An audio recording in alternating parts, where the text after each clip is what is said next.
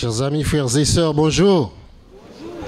Que la paix et la grâce de Dieu soient avec vous tous. Amen. Que la paix et la grâce de Dieu soient avec vous tous. Amen. Je sens un petit peu de creux. Il y en a qui répondent, il y en a qui ne répondent pas. Chers amis, frères et sœurs, que la paix et la grâce de Dieu soient avec vous tous. Amen. Encore mieux. Un peu mieux. Nous sommes venus ce matin pour adorer le Seigneur, car le psalmiste a déclaré « Je suis dans la joie quand on me dit « Allons à la maison de l'Éternel ». Donc nous avons une juste raison d'être en joie, n'est-ce pas vrai? Oublions toutes les vicissitudes de cette vie derrière nous, mais on est là pour être en joie dans la présence de notre Dieu. Chers amis, ce matin, j'ai une double joie parce que c'est non seulement le sabbat de l'Éternel, mais c'est un premier sabbat. Vous savez pourquoi?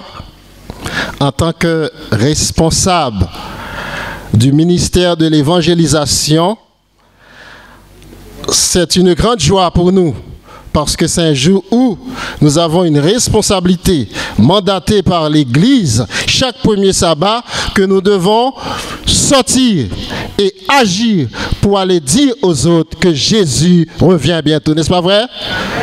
Donc c'est une joie immense. Chers amis, nous n'avons pas beaucoup de temps, nous allons entrer directement dans notre sujet. J'aimerais en ce matin vous parler de la parole de Dieu. Est-ce que ça vous dit quelque chose en ce matin? La parole de Dieu. Ah ben ça vous dit rien, je vous réponds. Est-ce que ça vous dit quelque chose, la parole de Dieu? Ben oui, puisque nous servons un Dieu de parole. C'est pour cela que nous venons de lire, au commencement était la parole. La parole était avec Dieu. Et la parole était Dieu. Elle était au commencement de toutes choses ont été faites par... Rien de ce qui a été fait n'a été fait sans elle. Mais le texte, chers amis, je vous invite à rester attentionné sur le verset 4. En elle était,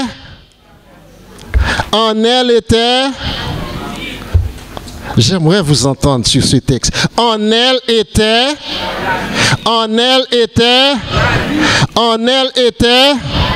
et la vie était, je vous sens un peu froid ce matin. En elle était la vie. Et la vie était la lumière des hommes. Disons Amen.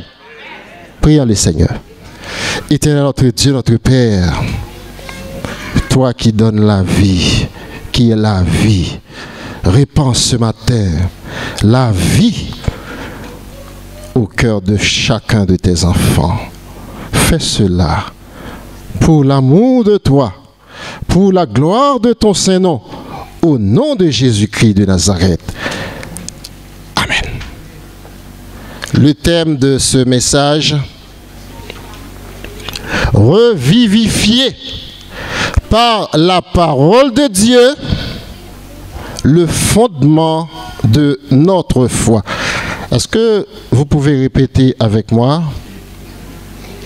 J'aimerais que ça rentre.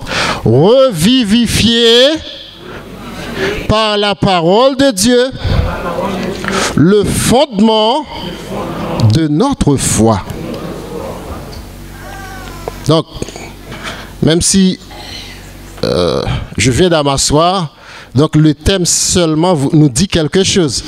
La parole de Dieu, c'est le fondement de notre foi, c'est-à-dire notre foi est assise sur la parole de et rien que la parole de Dieu. Le fondement de notre foi.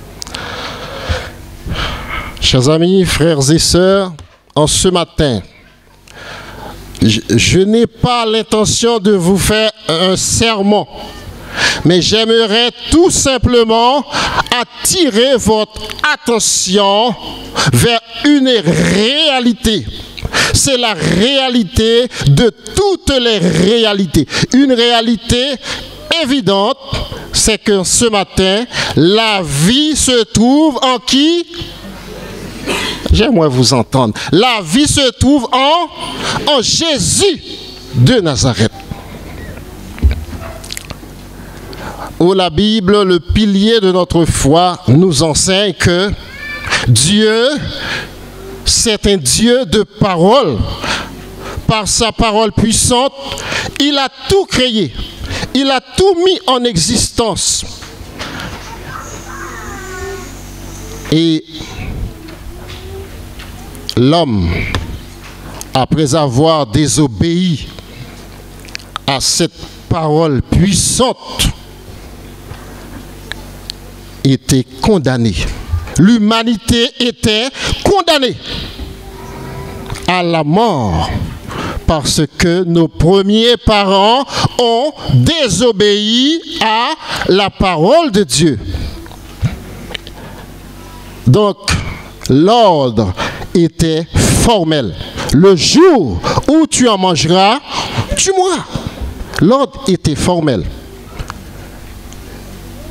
Mais Dieu, dans son amour, dans son omniscience, omnipotence, dans sa grâce infinie, c'est un Dieu prévoyant. C'est un Dieu qui pourvoit. Il a pourvu un plan. Vous savez le nom de ce plan? Oh, vous connaissez tous. On n'a pas beaucoup de temps. Le plan de la rédemption. C'est pour cela, cette parole vivante possède la capacité de nous redonner la vie, de nous renaître, de nous ranimer, de nous revivifier.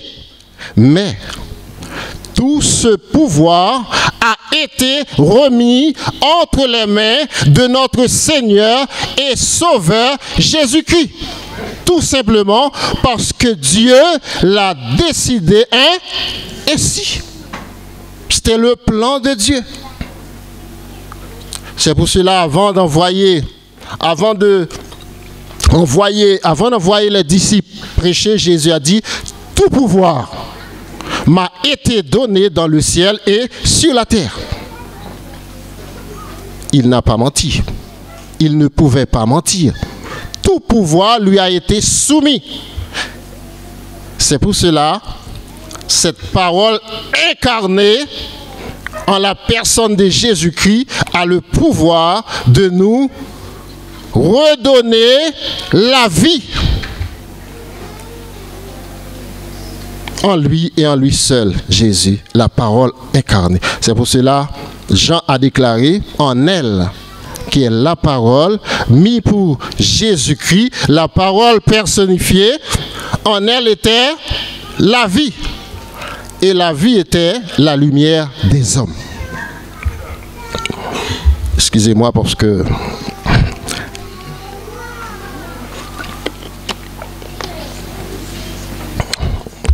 j'ai les lèvres sèches quand je parle. En ce matin, chers amis, frères et sœurs, j'aimerais que vous ayez et vous gardiez à l'esprit en ce matin que la vie se trouve en Jésus-Christ, la parole incarnée. C'est pour cela, Jésus-Christ a fait une déclaration dans Jean, chapitre 5, versets 39 à 40. Texte que vous connaissez très bien. Pourquoi sondez-vous les Écritures? Vous sondez les Écritures parce que vous croyez avoir en elles la vie éternelle, et ce sont elles qui rendent témoignage de moi. Mais, le verset que j'aime beaucoup, vous ne voulez pas venir à moi. Mais vous ne voulez pas venir à moi pour avoir la vie. À qui il disait cela? Il disait cela à ces légalismes de l'époque qui croyaient pouvoir être sauvés par leurs propres moyens. Mais la vie, Jésus voulait leur faire comprendre que la vie se trouve en lui et en lui seul. Oh, ce matin, Jésus-Christ a fait beaucoup de déclarations pour nous aider à comprendre cela. Dans Jean chapitre 6, le verset 63, texte que j'aime beaucoup. Et je le souhaite pour vous aussi. La chair ne sert de rien. C'est l'esprit qui vivifie. La chair ne sert de rien, c'est l'esprit qui vivifie. Les paroles que je vous ai dites sont esprit et vie.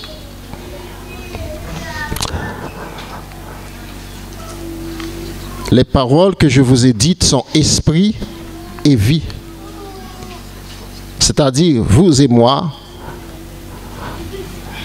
nous avons intérêt de placer notre confiance et de nous laisser instruire dans les enseignements de Jésus-Christ. Parce que ce sont ces paroles qui apportent la vie. Il n'y a pas sorti de là. Tout lui a été soumis. Qu'est-ce que Hébreux chapitre 1er nous dit? Versets 1 à 3. Hébreux chapitre 1er. Il n'y a pas le temps de vous faire lire. Mais si vous voulez noter. Après avoir autrefois, de différentes manières, parlé à ses prophètes, Dieu, en ces derniers temps, il a décidé de parler par le Fils Jésus, qu'il a établi héritier de toutes choses, et par lequel il a créé toutes choses.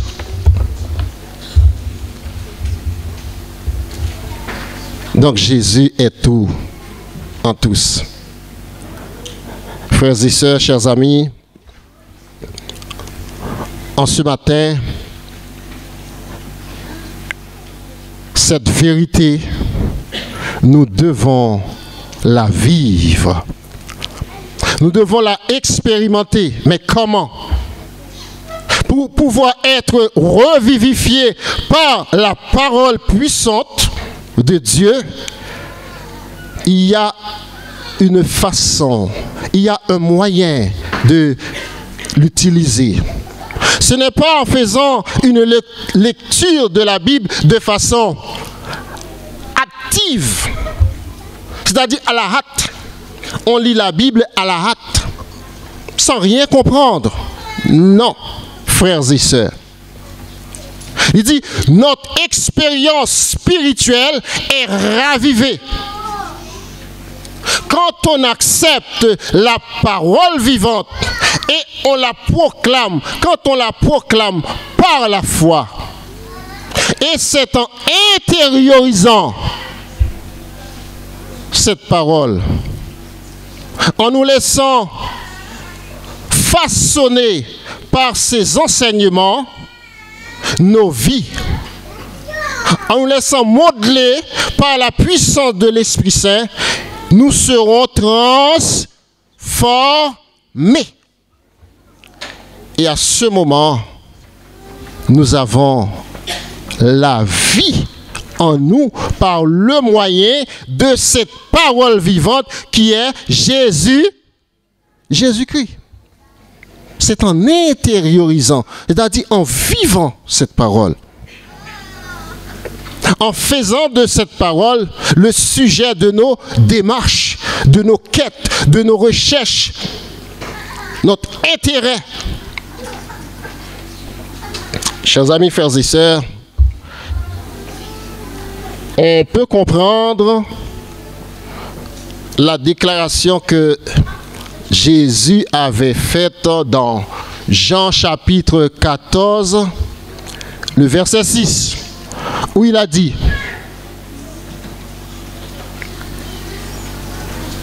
je suis le chemin. Texte que vous connaissez tous. Je suis le chemin, la vérité et la vie.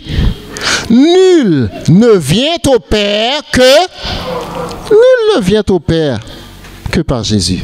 Qu'est-ce que cela veut dire?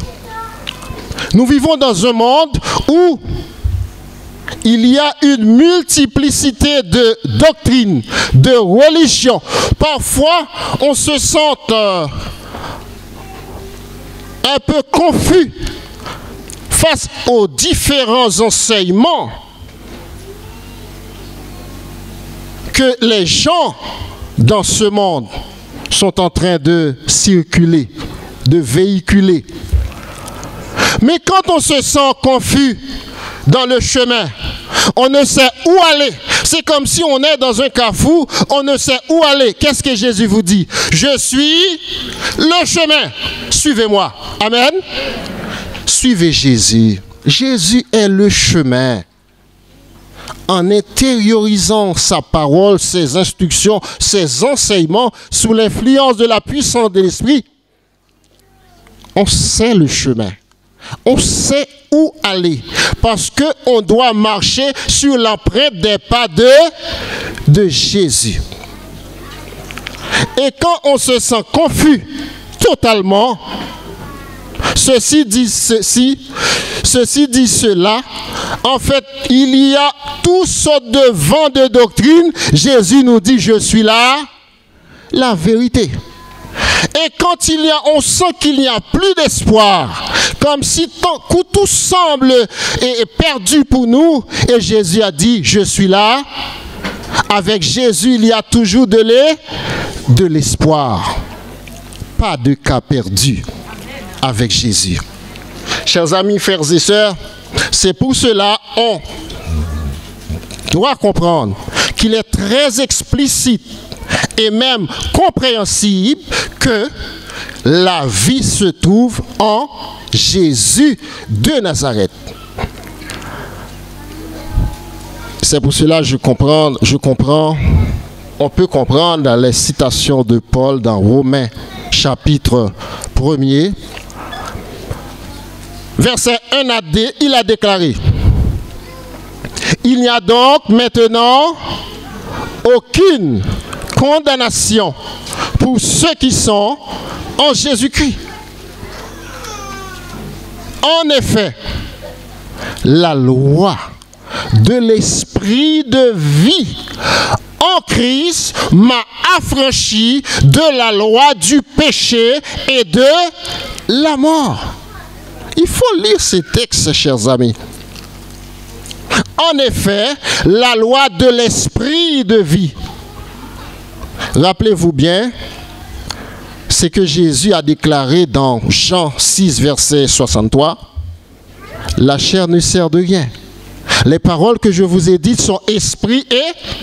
Paul a repris cette même idée, la loi de l'esprit de vie en Christ, qui nous a affranchis, qui m'a affranchi, qui vous a affranchi. Et c'est pour cette raison que nous sommes là en ce matin, parce que nous sommes affranchis. Il dit: si donc le Fils vous affranchit, vous serez réellement libres. On n'est plus dans les chaînes. Nous sommes affranchis par Jésus-Christ. L'esprit de vie. Mais n'oublions pas, pour que cet esprit de vie habite en vous et en moi, il faut que cette parole vivante habite en nous. en intériorisant, en faisant l'expérience avec cette parole, en vivant cette parole, nous serons transformés sous l'influence de la puissance de l'Esprit Saint. Chers amis, frères et sœurs, le but de la parole de Dieu, c'était toujours de sauver. Dans tous les temps, dans tous les âges, la parole de Dieu est toujours nouvelle. Avec ce même objectif de sauver, d'orienter, de canaliser, de conduire l'être humain vers une justice parfaite. Une justice sans parti pris. Une justice selon Dieu. C'est pour cela, Paul a déclaré, moi je cite Paul beaucoup, hein. C'est un prédicateur que j'aime beaucoup.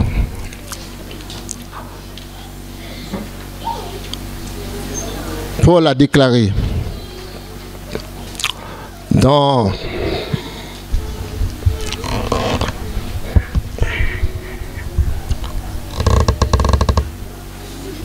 Paul a fait une déclaration que j'aimerais que vous saisissiez en ce matin.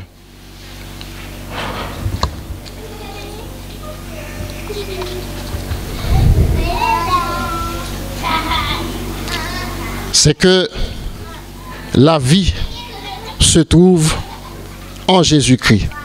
Et Paul a déclaré,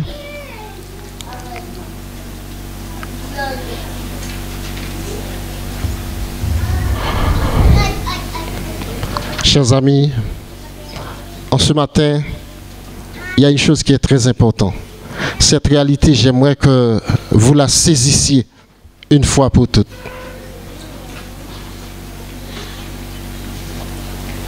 Dans tous les temps, dans tous les âges, la parole de Dieu avait toujours ce même objectif. Et j'aimerais vous aider à comprendre cette réalité. Le psalmiste David a fait une déclaration, au moins 3 citations, pour nous aider à comprendre que il n'y a pas de vie sans la parole de Dieu. Dans le psaume 119, le verset 25, le psalmiste a déclaré: mon âme est attachée à la poussière. Rends-moi la vie selon ta parole. Mon âme est attachée à la poussière, parce qu'à un certain moment, le psalmiste, il se sentait déconnecté. Il se sentait à un moment perdu dans la course, dans la marche. Mais il a demandé à Dieu de lui redonner la vie selon la parole.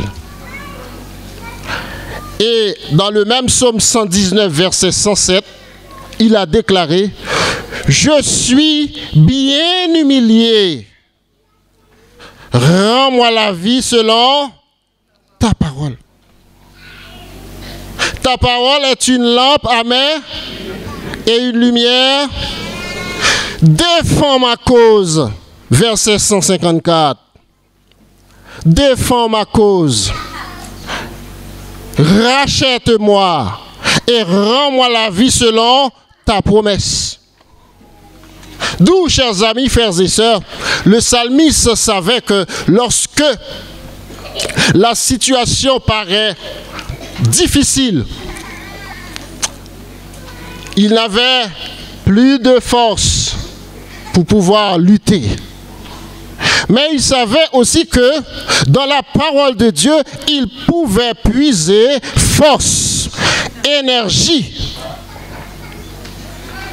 pour pouvoir avancer avec le Seigneur. Tout comme pour vous et pour moi, quand nous nous sentons découragés dans la marche, humiliés, rejetés, abandonnés, même par ceux qui devaient nous encadrer.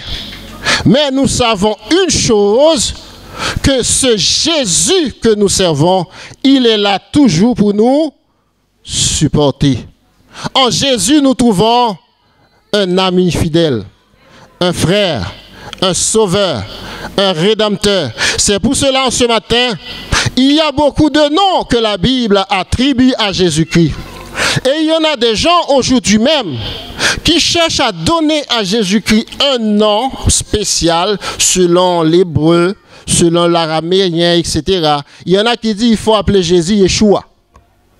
Si vous ne dites pas Yeshua, vous ne parlez pas de Jésus-Christ. Et moi, je dis que, Jésus-Christ pour moi, il est tout en tous.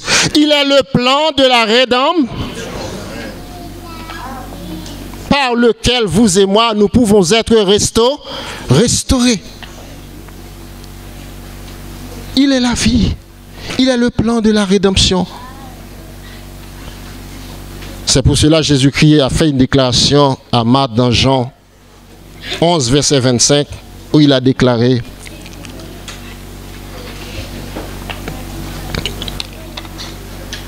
celui qui croit en moi vivra quand même. Je suis la résurrection et la vie. Donc, quiconque croit en moi vivra même quand il serait mort. Celui qui croit en moi ne mourra jamais. Crois-tu cela? Il a fait cette citation et il a posé à Marc cette question: crois-tu cela? L'Église, croyez-vous cela en ce matin? Frères et sœurs bien-aimés, croyez-vous cela en ce matin? Quiconque croit en moi ne mourra jamais. Moi, je crois. Et j'espère que pour vous aussi. Chers amis, frères et sœurs, je vais essayer de résumer vite pour finir. Parce que là, nous avons une sortie. Et c'est cette vie-là qui fait de nous des dispensateurs de grands mystères. Ce mystère qui est la parole faite chair, par laquelle nous avons la vie, cette parole personnifiant la personne de Jésus-Christ, et c'est ce que nous allons partager. Oh, vite fait, si nous ratons cela aujourd'hui, c'est comme si nous ratons tout dans ce message.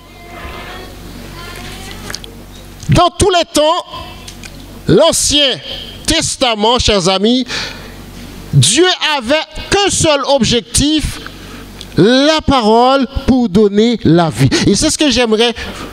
Je vais vous inviter à lire Ézéchiel chapitre 37. Nous allons aller vite. Et c'est le seul endroit où je vais vous demander d'ouvrir votre Bible. Ézéchiel chapitre 37. Nous allons voir vite fait.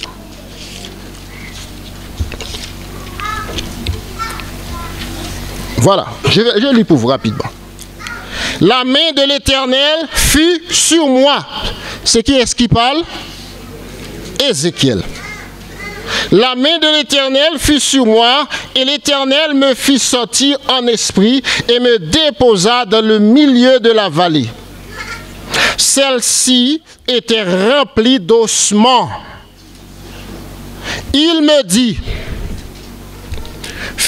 me fit passer, auprès d'eux, tout autour. Or, ils étaient très nombreux à la surface de la vallée et très secs. Il me dit: fils de l'homme, ces eaux... Ah, vous n'êtes pas là. Ces eaux... Fils de l'homme, ces eaux... Eh bien oui, c'est la question. Revivifié par la part. Revivifié par la part. Ces eaux pourront-ils... Chers amis, frères et sœurs, nous allons terminer. La parole de Dieu, son objectif, c'est de donner la... Ici, Ézéchiel a vu une situation.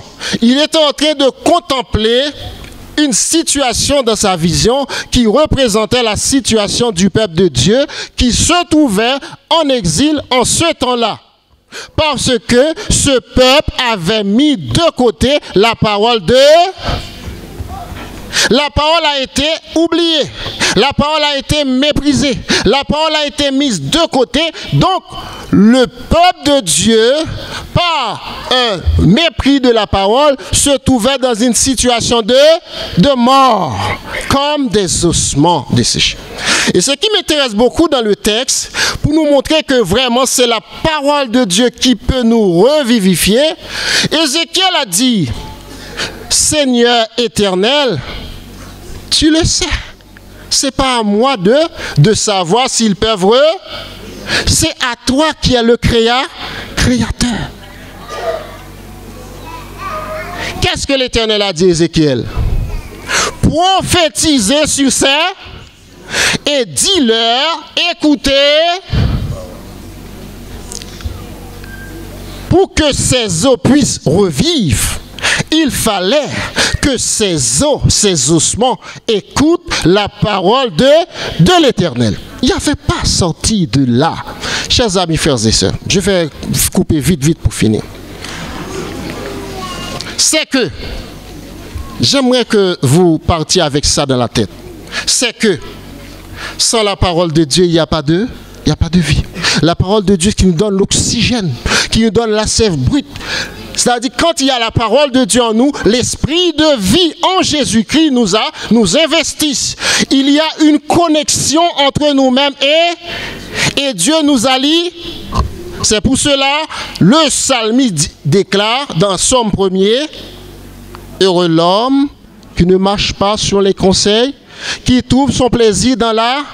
Il est comme un arbre planté. Nous ne serons pas secs. Nous ne serons pas des ossements secs desséchés. Quand nous pratiquons la parole de l'Éternel, nous sommes comme un arbre planté près d'un courant. On donne des fruits. On est vivant. On est bouillant. Chers amis, frères et sœurs, Ézéchiel a prophétisé. Et ces eaux commencent à reprendre mouvement parce que la parole... Mais elle dit que ces eaux, il leur manquait une chose. Parce que ces eaux commencent à bouger, mais ils n'ont pas encore de vie. Et il a dit, prophétise, parlez, commande à l'esprit de rentrer dans ces... C'est pour cela, chers amis, la parole de Dieu possède deux facultés. Esprit et vie. Ce matin, j'arrête là. Ce matin, chers amis, à chaque fois que nous péchons, à chaque fois que nous nous installons dans une condition de péché, lorsque nous menons une vie de péché, où nous sommes obsédés, nous ne refusons pas d'abandonner, selon la parole de Dieu, notre condition ressemble à des ossements C'est pour cela, en réfléchissant sur la situation d'Israël, je pense à ma situation. Je pense à ta situation. Je pense à notre situation en ce matin. Chers amis, frères et sœurs, voulez-vous être revivifiés en ce matin par la parole vivifiante, la parole puissante? Il est dit, la parole de Dieu est puissante qu'une épée à deux tranchants, capable de diviser moelle et jointure. La parole de Dieu ne joue pas, chers amis, frères et sœurs. C'est à prendre ou à laisser. C'est soit qu'on veut ou on ne veut pas. Pour que nous puissions vivre, il nous faut la parole de Dieu. Chers amis, frères et sœurs, avant de vous laisser, il y a un petit chant que nous aimions tous chanter. C'est un petit chant de créole. Je ne sais pas si tout le monde le sait. Le Seigneur veut vous donner une seconde chance en ce matin. Il dit, bon, une chance pour me revivre encore. Est-ce qu'on veut chanter ça matin? Bon, une chance. Seigneur, bon, une chance pour me revivre encore. C'est pas l'argent, c'est pas richesse, m'a demandé. Bon, une chance pour me revivre. vivre encore. Oh, bon, yon chance, Bon, yon chance pour qu'elle vive encore, Seigneur. Bon, yon chance pour qu'elle vive encore. C'est pas l'argent, c'est pas les richesse m'a demandé. Bon, yon chance pour qu'elle vive encore. Chers amis, maintenant, le Seigneur va nous envoyer dans ce monde. Le Seigneur regarde ce monde. Ce monde est comparé comme des ossements desséchés. Mais nous ne devrions pas l'être. Nous devons être vivants. Mais nous avons besoin de la parole de Dieu qui est esprit et vie. Et nous allons porter cette vie dans le monde. Nous allons dire à ces gens, celui qui est l'auteur de la vie, celui qui peut leur redonner la vie, il reviendra très bientôt. Amen. Et nous avons des choses dans le rôle.